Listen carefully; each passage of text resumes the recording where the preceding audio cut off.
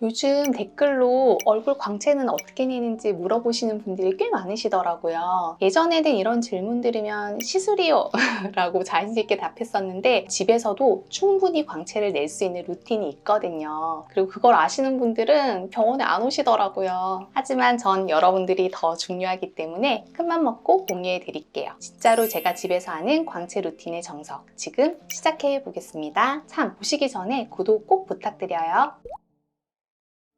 우선 우리가 눈으로 얼굴을 봤을 때 보이는 그 광, 도대체 이건 어떤 원리로 생기는 걸까요? 사실 이건 단순히 피부에 뭘 많이 발라서 생기는 윤기가 아닙니다. 광채는 빛이 피부에 부딪혀서 얼마나 고르게 반사되느냐에 따라서 결정돼요. 피부결이 매끈하고 각질이 잘 정돈되어 있고 속에 수분이 꽉 차 있는 상태라면 빛이 딱 고르게 반사되면서 우리가 말하는 그 광이 흐른다는 느낌이 생기는 거죠.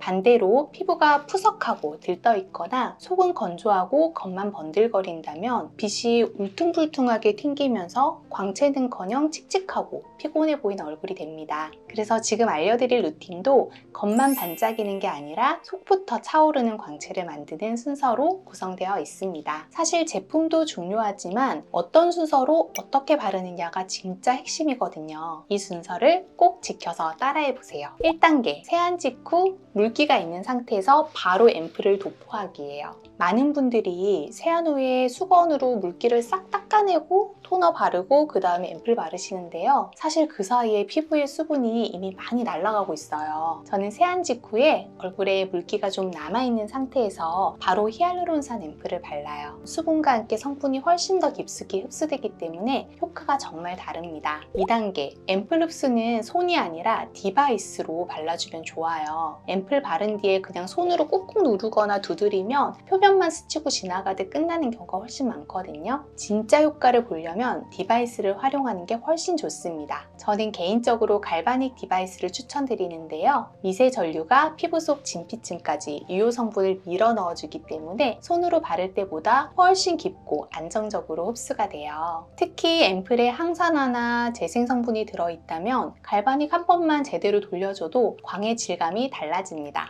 그리고 디바이스 쓰실 때는 피부 자극 없는 모드로 천천히 부드럽게 움직여주세요. 과한 압력은 오히려 트러블을 유발할 수 있으니까 조심하시고요. 3단계는 마스크팩을 밀착시키기입니다. 갈바닉으로 앰플을 충분히 흡수시킨 다음에 그 위에 마스크팩을 바로 올려주시는데요. 앰플의 흡수를 더 도와주는 밀폐 효과를 주기 위한 과정이에요. 팩을 얹으면 피부 온도도 살짝 낮춰주고 방금 넣은 성분이 증발하지 않도록 잠궈주는 역할도 하거든요. 근데 여기서 중요한 게 시트팩을 고를 때 얇고 밀착력이 좋은 제형을 쓰는 거예요. 요즘은 메딜 마데카 소사이드 팩이 괜찮더라고요. 두껍고 들뜨는 팩은 오히려 역효과입니다. 4단계, 팩은 완전히 마를 때가 아니라 70% 정도 말랐을 때 떼기. 팩은 오래 붙일수록 좋지 않나? 이렇게 생각하시는 경우가 많은데요. 절대 그렇지 않습니다. 왜냐면 팩이 점점 마르면서 오히려 피부 속에 수분까지 같이 끌어올려서 빼앗아 버리는 역효과가 생기기 때문이에요. 그래서 저는 15분 타이머를 맞춰놓고 중간에 한번 얼굴 상태 체크한 다음에 살짝 말랑할 때 바로 떼어냅니다. 이렇게 떼고 나면 피부결이 한번 싹 정돈된 느낌이 들고 촉촉함도 훨씬 오래 유지돼요. 5단계, 마데카 크림 얇게 2번 레이어링하기. 다음은 보습 잠금 단계예요. 제가 쓰는 건 진정과 장벽 케어에 효과적인 마데카 크림인데요. 이걸 한번 얇게 바르고 1, 2분 정도 흡수될 때까지 기다렸다가 같은 크림을 한 번 더 레이어링 해줍니다. 이중 레이어링은 특히 외부 자극을 쉽게 받는 민감성 피부나 피부가 쉽게 들뜨는 메이크업 전 피부에 정말 효과적이에요. 크림 하나로 마무리하는 것보다는 이렇게 겹겹이 얇게 쌓아주는 방식이 훨씬 보습력도 오래가고 피부결도 안정돼요.